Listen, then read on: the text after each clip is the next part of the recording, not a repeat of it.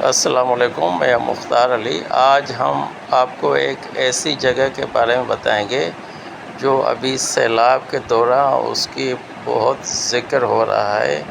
آئیے اس کے بارے میں رپورٹ سنتے ہیں۔ یہ ہے تھوڑی بنگلہ، سندھ کے ضلع کشمور کنڈ کوٹ میں واقع ایک تاریخی عمارت جو 1902 میں انگریز دور میں تعمیر ہوئی۔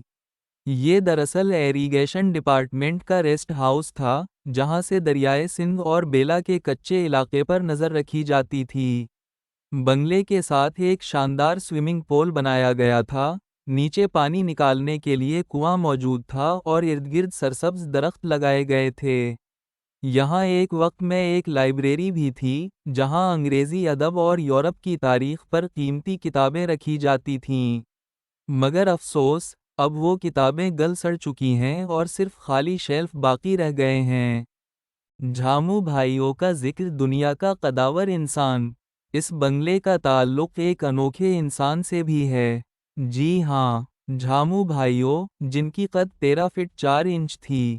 وہ نہ صرف پاکستان بلکہ دنیا کے سب سے قداور شخص مانے جاتے تھے۔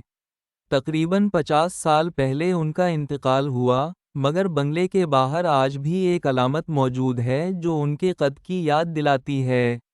قدرتی آفات اور 2010 کا سیلاب۔ یہ علاقہ صرف اپنی تاریخ ہی نہیں بلکہ قدرتی آفات کی وجہ سے بھی یاد رکھا جاتا ہے۔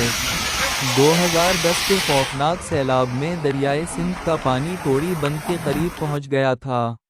شگاف ابتدا میں 50 فٹ کا تھا جو بڑھ کر 1 کلومیٹر تک پھیل گیا۔ روزانہ تقریباً 60,000 کیوسک پانی خارج ہوتا رہا، جس نے جیکب آباد، جعفر آباد، نصیر آباد اور شہداد کوٹ کو متاثر کیا۔ اس واقعے پر اس وقت سیاسی تنازع بھی سامنے آیا۔